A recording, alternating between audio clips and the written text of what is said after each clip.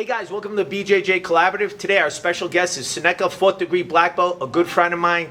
Should be called the Silent Assassin. Big hand for Soneca. Hey guys, I'm gonna show a little bit about how I pass De La Riva. Okay, the first thing here when somebody do De La Riva on you is foot always out. My knee, sorry, it's on your hold there. Always out. They're gonna avoid him a little bit with the De La Riva. When I do this, you see it's gonna avoid disconnect the leg. The second thing is, you see this leg over here? On this leg gonna make you out of base. Gonna push me. Control my sleeve. Now you gotta control the whole situation here. Then what I do over here? I like to grab inside and elbows in. Open my knee, or I open my foot, my knee that side. Now I squat and control that leg now. You see it? I'm control here. Try to push me away. Can avoid him to apply De La Riva. The grip right now here is only help me. You know what I mean? So, okay. I'm start here. Knees out. Squat and pressure his leg. One thing is very important. Elbow inside all the time. If you keep your elbow open, here what you're gonna do, you're gonna control the lapel, and step here. Now I lost the whole control of the passing, okay? I'm here, open, pressure, and control. Just be kind of like surf a little bit here. You're gonna control here the situation a little bit, okay? This is the first step. Let's go. This can happen. This happened before you do anything. Break the grip. Open and control his leg. Always elbows in.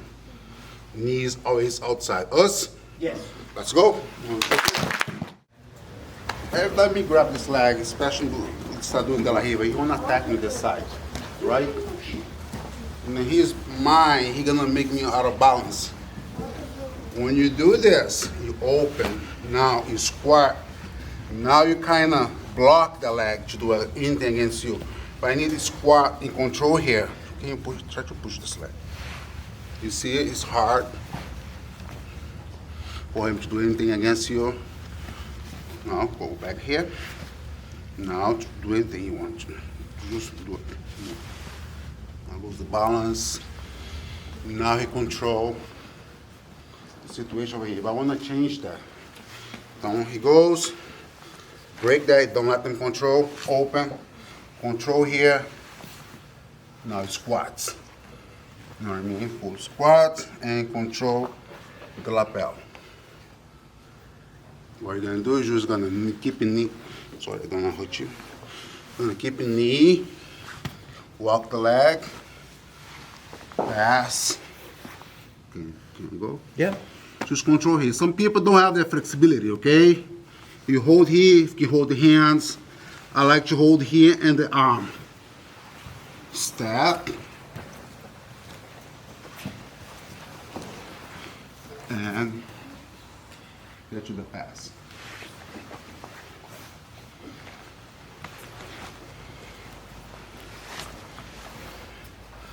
Hold tight. Walk this leg very close. Go inside. Lock. I like to control here. And big step. And side control. It's very important you control the leg. Try to get his thigh very close as possible for his body over here. You do this with your arm, with the legs. Remember, control, break the grip. Get your leg free, control the leg, squat. Get here to get tight. Control the leg. Control, tight. Big step.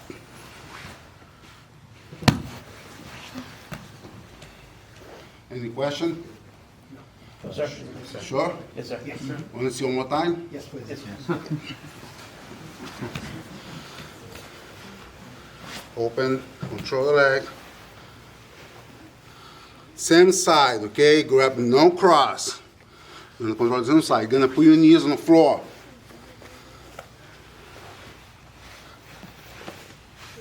Try to move. Can't.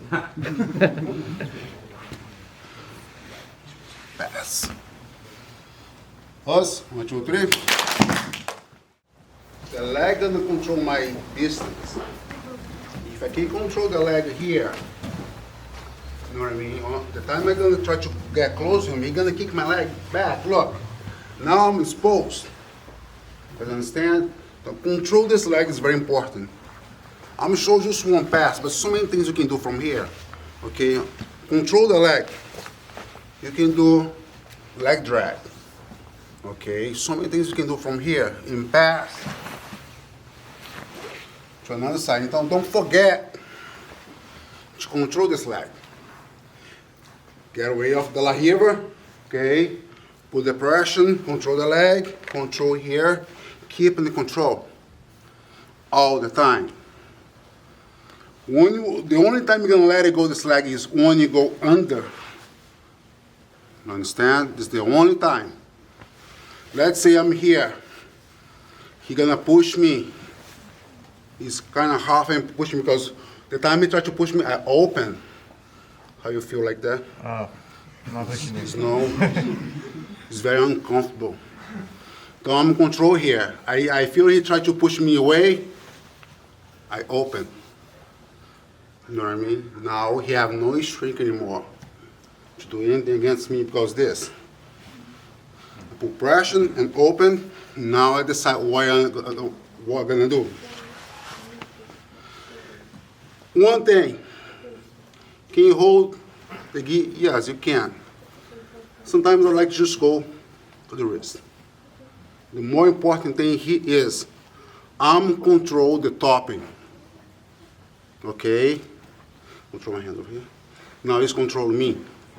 This one thing you don't want this to happen. You want to be under control.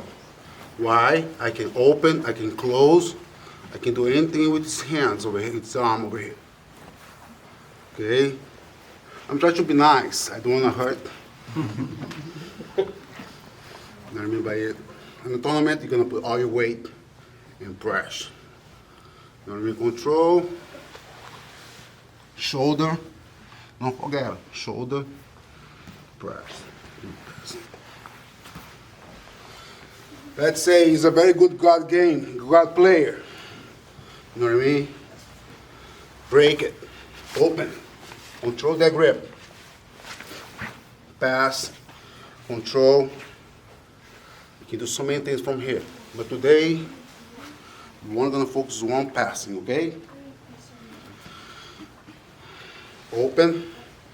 And control. Control. Grip. Tight.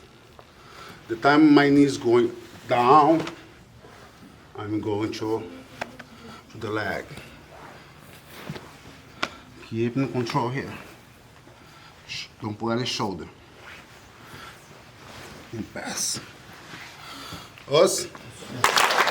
So, some people ask me about the grip. Okay, you can hold here, you can hold here, or you can do this and hold it over here. It's up to you. Each one gonna fit perfect for you. Let's say I want to do something different. I don't want to pass, smash them over here. So I open, control, hands, pull pressure over here, ankle. Now, when I feel he try to push me away, use the momentum against him and do leg drag. Now, knees go and sit. You see very comfortable over here. You know what I mean? Nice and easy. And pass.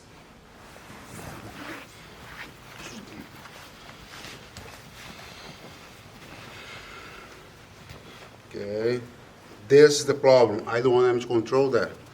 Before I do anything, Get myself free. Open. Now I control the leg. Hands on the ankle. Pass. Control. Hold the lapel. Elbow. Control the leg. Just switch hips. Get to the passing.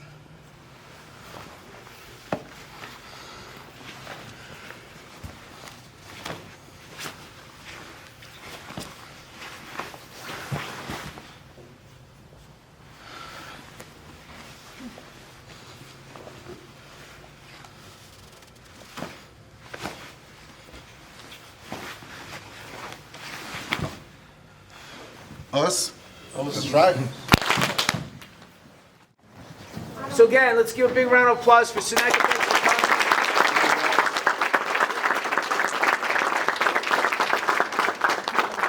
coming. Do you want to say anything? No, just thank you, everybody. Thank you. Soneca, thank you so much Thank for coming you. down. Thank you for having Man, me. it was awesome. I love that pass you did, that pressure pass where you're driving the leg over. When you shoot the underhook to grab the arm, man, that's beautiful. Yeah, I like to pass always with the pressure. Give I know. Give a little space for my partner to do anything against me. Yeah, You yeah. know what I mean? Yeah. I learn like that because my teacher is very long like you, long legs. You can give any space. Yeah, You know what I mean? yeah, always trying to recover All the guard. time. Yeah. You know what I mean? All the time. So Soneca, we were just talking in my office, hanging out before, and I didn't realize when you came to the U.S. So it was 2003 you came to the 2003, U.S. yes. 2003. And at that time, jiu-jitsu in here, it was all like we were saying, it was mostly MMA. Most MMA. No gi, No gi. and there was really just Roberto Maya. I think was pretty much the gi jiu-jitsu guy at the time, Roberto right? Meyer and just Roberto Meyer in that Yeah, time. Yep. and then you and Dedeco came, and then more people. And Yes. so when you were in Brazil, so when did you start training jiu-jitsu, and then who were you training with? Who was your Okay. team? I started judo first. I was 5 years old. I started judo because in my city, judo was very big. It's very big. And jiu-jitsu, I started training, was like teenager, about 13, 14, 15 years old, something like that. Yep. I stopped with judo, I started doing jiu-jitsu at that time. I was trained under Team Andrade. This was the team I was trained under. Okay. My teacher was Newton Marx. The one teach me all the knowledge I have today. And I come to America. He was here. He left Brazil. He come to America. And I met him over here again by 2005, 2004 and 5. Where is he out of now? Is he in? Now he's back in Brazil. Oh, he went back to Brazil. Does he still have academies in the U.S. or no? No, he don't. My teacher is my old teacher. He don't like to own gyms or anything. Oh, He's yeah, the kind yeah. of guy who's only train for fun. Yeah. You don't. A lot easier. A lot more much, simple. Yeah, much simple. No headaches. No headaches. You know what I mean? Just a BJJ love, train for fun. Yeah. He's a very good competitor. Oh, really? Yeah, it was. Now he don't compete anymore. He just train for fun. Yeah. Yeah. So when you came 2003, when did you start your academy? I started my academy in 2008. 2008, because I like training with the gi. Yeah. This is my passion. This is where I come from. And back in the days, it's only MMA. Yeah.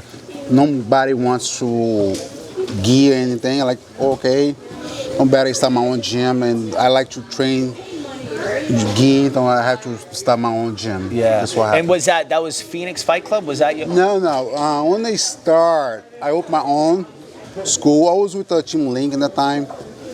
And who's that? Marco Alba? Marco Obama And Gonzaga at the time. But I went by myself, and I joined the Phoenix. After I leave Team Link, I joined the Phoenix, Ronaldo. Okay. Yeah. And we started Phoenix together at the time. Nice. And then you ended up, you started Soneca BJJ. Yes. And then was that, the first school was at Marlboro? My Is that first because school where in you're at now Marlboro, still? always in Marlboro, Yep. yeah. And then you started coming, like you met Dedeco way back then, Oh 2003, yeah, right? yeah, 2002, 2004, something like that. okay. Yeah, I think it was 2004. Yeah, I think Yes, so. in Connecticut. Yeah. Remember? Yeah. Oh, was that at Luigi's? Yes. Oh yeah, yes. yeah. I met Luigi. Yeah. Yes. Oh, cool. And then you joined NEU, and that's how when I met you. Yes. Yeah. Yes. But I remember, I actually had seen you way before then. I watched you fight MMA. I watched you compete Jiu-jitsu. I think you've repped definitely a couple of my matches. One of the best refs, without a doubt. Especially before IBJJF started coming around, because you were one of the few guys that never had a facial expression. Oh. Like you know how IBJJF, they're very, very professional. Yeah. You were like that. You just give the points. There was nothing, no nonsense. Yeah. But one of my favorite stories, I think I told you this at the camp. One of my favorite Soneca stories was, well, I have a few, but one of my favorites was, I forget what tournament it was. I don't remember if I even competed or whatever, but you were competing. And I remember I'm watching you, I said, man, this dude is a killer. And I'm watching you, you hit a sweep, you got an advantage, and the referee just wasn't giving you points, wasn't giving anything. And that was the only time I've ever seen you upset.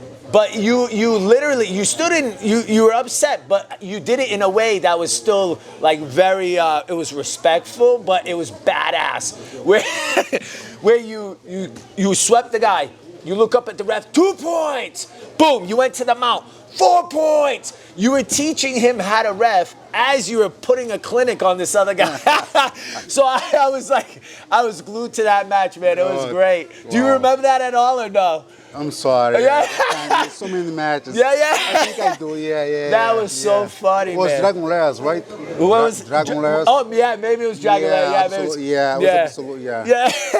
Yeah. But yeah, it was so funny. I said, man, this guy is like, he's a savage. You're not only winning the match, you're teaching the kid how to ref. Which I gotta tell you, like you refed, that can't be an easy job because no, it's not. Nobody's ever happy. And even me, I try to really be respectful, but there's times too where you put 8 years in with somebody, you feel like, you don't know, like you got to play the game a little. You question the ref. You say a couple things. They might persuade it for your student. So I understand. Like they probably take a lot of punishment, man. Because jiu-jitsu is very complex. Yeah. Especially with the BJJ rules And all the rules. all the time. So many are different now. Yes, change all the time. Yeah. Don't like you always need to keep up with the rules. And sometimes the coach they don't know the rules change. Yeah. Oh yeah. And I mean they try to pull like you the responsible for his student loss. Like learn the rules. Yeah. Oh yeah. Learn. Well, I had a student this morning. He was asking me a question. Hey, is this considered a sweep? And I said, well, you know what? At one time, yeah, I'm pretty sure that was.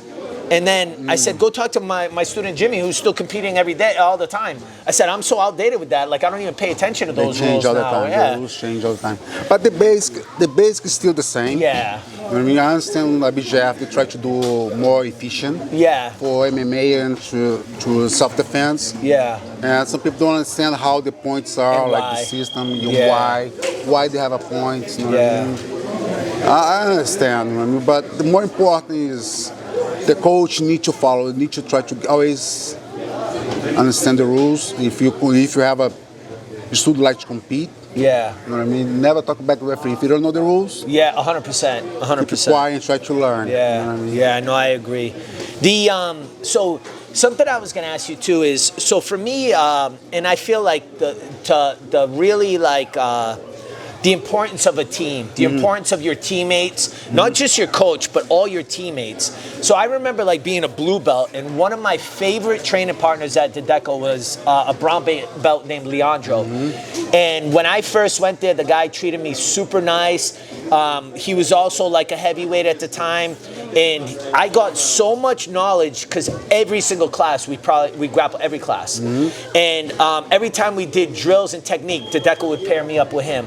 And I feel like I just wanted to hear what your thoughts on in the importance of having your team, your teammates, and how important that is.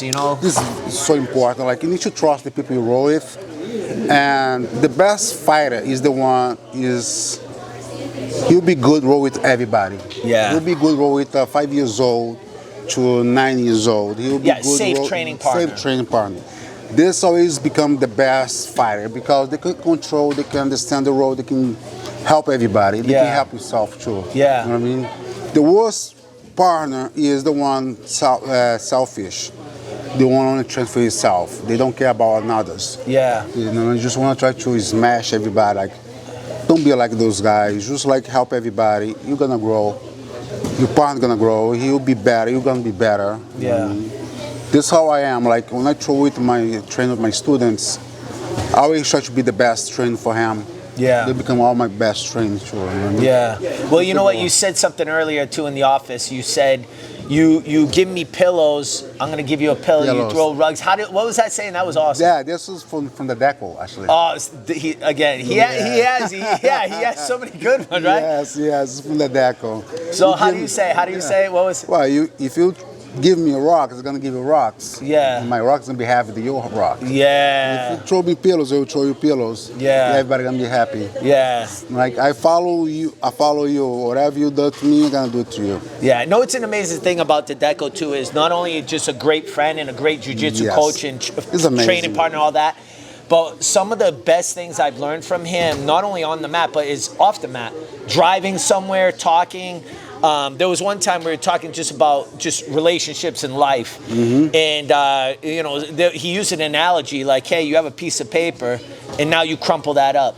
And it's like, say something bad happens with something, a friendship or whatever, and, take that piece of paper, flatten it out. It's never going to be the same. Never going to be the same. It doesn't mean you can't, mend that relationship, but it's never going to be the same. There's certain times, he has a lot of, like, good knowledge like that, man, Yeah. But so yeah, back to like with teammates and whatever. It works both ways too, right? So you want to be able to be a good training partner for the new student, maybe the older student who has injuries and different things like that. But it also is good to know, like, you can turn it up with certain people. Some of the best training was always with the guys where you have your technical, super technical rounds, but then you have your hard nosed rounds where I can grapple this person and they're not going to take offense to it. And I remember like talking about up at Luigi's or Formiga's, we used to do these team trainings all the time.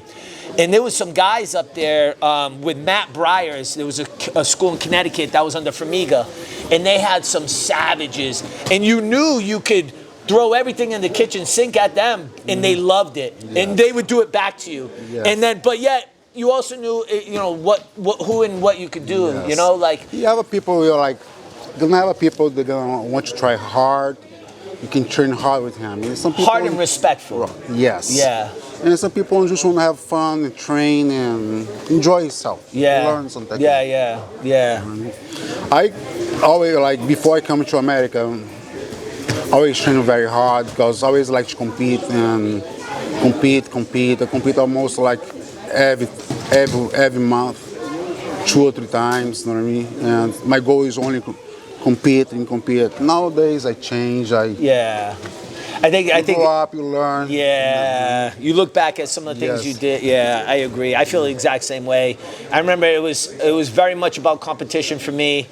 Now, I appreciate competition. I think everybody should try it at least once. Yeah. But but it's not the more important. Exactly, not at all. Important. It's about being a martial artist. Yes.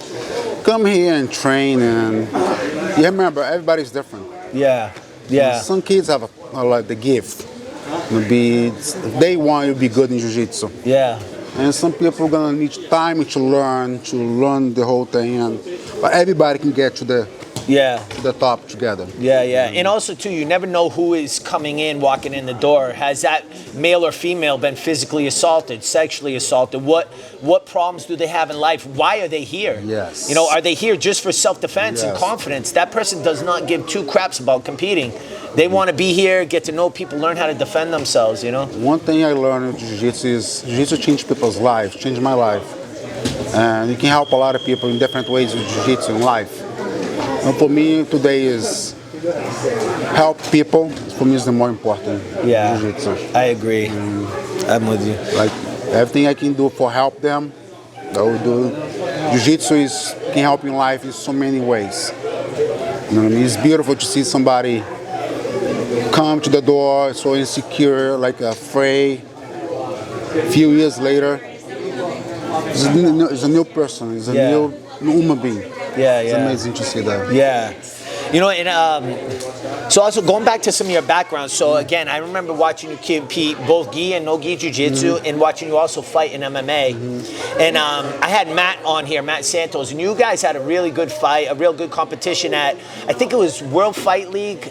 Or no, it was Club Lido. I forget the organization. Oh, WFL. Yeah, but that was a good match too, because especially at the time, the jiu-jitsu was like when you saw, there wasn't a ton of jiu-jitsu in fights. It was, wrestling, striking, whatever. And you guys at the time were like going for it. And it's funny because like anything, jiu-jitsu, like what is the fashionable techniques? And now leg locks are a big thing again or whatever. But you guys were going for like rolling knee bars and doing all this stuff. And we're talking probably 15 years ago. Easy 15, 16 years ago.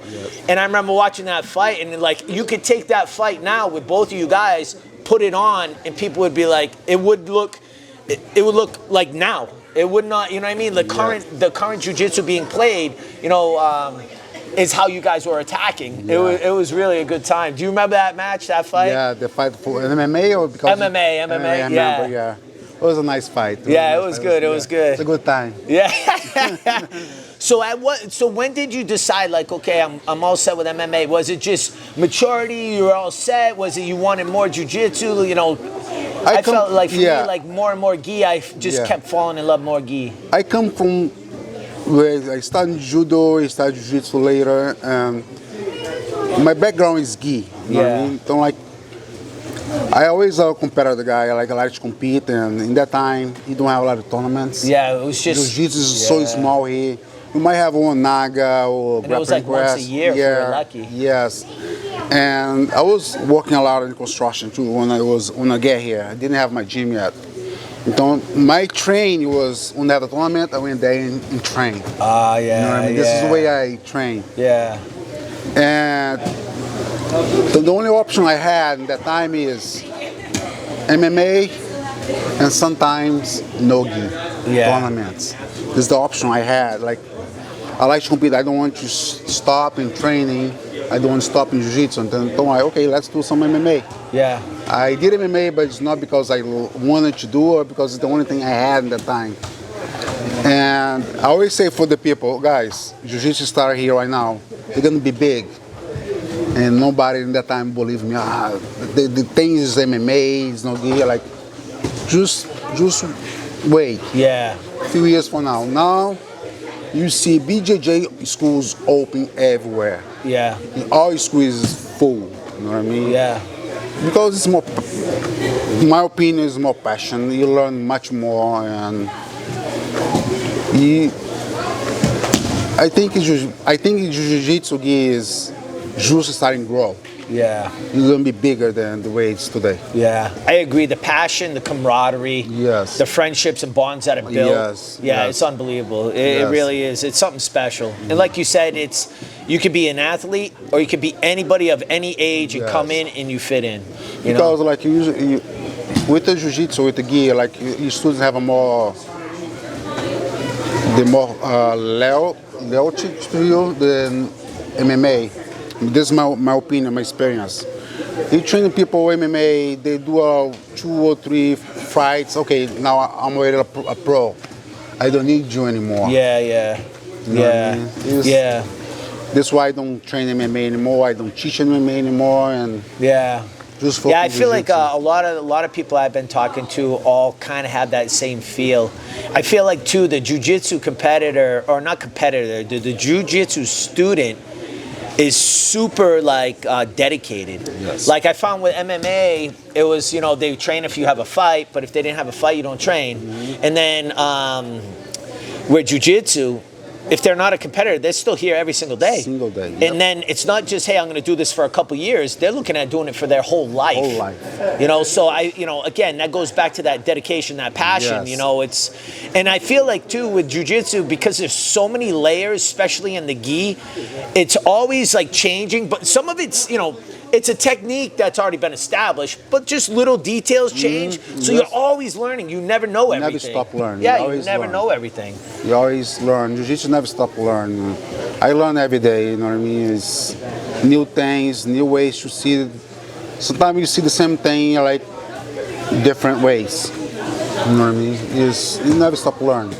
So with your time in, right, so like how long have you been a black belt? 18 years, 19, 20 years? 2005, yeah. Yeah, so Yeah. so now how would you, what would you say, because I always ask about the new student, but what would you suggest for guys with time in, girls and guys with time in, what would you say about staying motivated? How do you keep yourself motivated to come in, even sometimes when you're beat up and sore and tired, to keep the grind going? How do you get to be that lifelong martial artist? You need to enjoy the ride. You know what I mean? Don't worry about you get to the end, because this never ends. Yeah. Enjoy. Some days gonna have a bad day. Some days gonna have a good days. You know what I mean? Just keep going. Jiu-jitsu is about mat time. You need to spend time in the mats. Yeah. You know what I mean? You only come every single day. If it's bad trained or not coming, you see the result. I guarantee you're gonna see the result. Yeah, there's no substitute for to just step on the mat. No. There's no quick fix. No. It's not like, everybody kind of wants that magic pill, that supplement, or that one technique that's gonna make you amazing. Yeah, some student he's waiting for the magic technique. There's no such thing as a magic technique. Yeah. We're gonna make you good, and you come here and drill the technique over and over and over. It doesn't matter what technique you have. You don't need to have a lot of techniques. What you need to have is a solid, good ones. Yeah. You know what I mean? Yeah. One pass, let's say one good passing. Yeah. One good submission. One good guard game or sweep. Just have one good solid position. Yeah. They will give you more leverage to go to another technique. Yeah. They only can do that if you can come every single day and train. Yeah. You know what I mean? And I would just say, timing in the mats is the best teaching you can have. Yeah. You know what I mean? Time here, you're gonna teach you much more than I'm gonna teach you in life. Yeah. You know what I mean? Spend time in the mats, coming. Have a good train, bad train. You train for life. Yeah. This is for life. Yeah, don't overthink it. Don't overthink it. Don't be, how you guys say, don't carry the pride. Oh, Be humble. like the ego. The ego, you know what I mean? Be humble. Yeah. You know what I mean? I It's a don't care. tricky thing, right? Yes. Because you know, to have I wouldn't say ego, but you want to have, and I always say this, whether, especially somebody that's going to compete or whatever, but regardless, every student, you got to have enough belief in yourself to where you're going to push forward, you're going to accomplish, and you're not going to be too hard on yourself. Yes. But there's a fine balance of that and being that egomaniac, that guy that nobody wants to train with, or the person that started humble, and then, like you said, they win a fight, they win a tournament, next thing you know, the head is this big and nobody wants to go around that person. Yeah, it's like, I have a student start with me as a white belt, is a black belt today, and sometimes they submit me, they finish me, and I'm happy for that. That happens. Yeah. Don't be ego. It's that cycle of life, right? Yes, it it's comes what full happens. circle. You know what I mean? And they happen all the time. Don't worry about you be always the champ on the mat. Yeah. You know what I mean? Just try to do a good training. That's all you need to do. Yeah. Try to do a good train or bad train is always a good train. Yeah. You know what I mean? That's such a great point, because it does happen, and even like again, the more time you get in, I feel like people just expect, once I get this black belt or once whatever, nobody should be touching me, and it's like, no, guys, that's not how it works. Especially if you're really giving 110% to your students, and or like they're getting better, because that gap closes, right? Yes. That gap closes quick. Yep, very quick. You know what I mean? And when you show up and train. This is the secret in Jiu-Jitsu. Yeah. Train every day. Dedication. And have a black belt in the wrist or have a white belt. It's not going to make you different. Yeah. If you don't spend time here, a black belt, they don't train for a long time, he's become a white belt. Yeah. You know what I mean? This is, I would say, Jiu-Jitsu is kind of unfair sometimes. Yes. You train for so many years, you stop a little bit, when you come back, you're not the same. Yeah, I had somebody, I think I think it was actually Matt Santos, years ago, probably, again, 15, 16 years ago. He said, jiu-jitsu can be like a girlfriend. If you don't give her attention, she ain't gonna be there when you call her. Yes. And I was like, man, that's so funny. Yeah. It's so true. If you're not paying attention to jiu-jitsu, when you need it, it won't be there for you. No. Just like that. Yeah. Just like that. I It's thought true. that was so funny. I love when somebody breaks it down like that, you know? Just like life. You know what I mean? You can Yeah. always- So are you, I guess the Origin Camp is coming up, man. Are you going Yes. to the Origin Camp this year? I know last year you couldn't make it. Congratulations. I already you. said it, but congratulations Thank on you. your baby. Thank you. You know? We'll see. You'll see. Some things are gonna happen this. I hope I can make it. Yeah. You know what I mean? It's tough. It's a great time, but it's, you know, you have to make sure you have coverage at the academy. You Yes. got to make sure you have coverage for your family. Yes. But it is a great time to see great everybody time. get together. For really me, nice. that's like one of the best things. Like, because I haven't seen you since then. You know, because your school's doing great. You're busy. We're busy here. Tadeko's busy. And Yes. to be able to see each other again, it's not like Hard. it used to It's be. hard. Yeah. Yeah. It's hard. Like you always need to find somebody to cover for you. You always need to be on the gym all the Yeah. time. It's hard. It's Yeah, hard. yeah, But I hope I can make this year. yeah. So I have a great time in the camp. It was a great time. It was a good time. Yeah. And the classes you were teaching were huge. Yes. They were huge. Yes. So what do you see for the future of Soneca BJJ? What are you looking at now? So right now you have, I know you have one academy in Marlboro. Did you have 2 locations? I have affiliate in Westboro and Bridgewater. Bridgewater. Yeah. And now, so what are you looking at doing? Because I know you have, so you have gi jiu-jitsu, you have no gi jiu-jitsu, and you have Muay Thai. I have a Muay Thai in the gym now. Yeah, Yes, Muay yes, Thai? Yeah. And now so your main headquarters where people could come find you is in Marlboro, Mass? Marlboro. All right. And so you guys have like classes, what, every day? Every 6 day, days, every day. So if people want to find you, it's Soneca Jiu-Jitsu? Yeah, Soneca BJJ, Marlboro. Marlboro, yeah. And people say, just I have a lot of Brazilians with a nickname Soneca. Yeah. By the way, okay. Some people sometimes like, oh, you added. No, I have nothing with Helios, Master Helios Soneca. I never met him. Just another Brazilian with a nickname Soneca. Yeah. How'd you get the nickname Soneca? Before I go to tournament to compete, I like to take a nap. You know what I mean? People like to warm up, like I go to the corner. Yeah. I take a nap, and times come to compete. I go and compete. Yeah, and yeah. do whatever I need to do, come back and take a nap again. That's awesome. I love that. That's your personality is so Yeah, great. I love yeah. your personality. Thank you. But Soneca, I know you drove a long way to get here. I want to thank you so much for coming. Thank you. Guys, if you are in that area, Marlboro, Mass, you got to check out Soneca, 4th degree black belt, as legit as they come. Guys, thank you so much, Soneca. Thank you so much for your time. Thanks for having me. Thank you, everybody.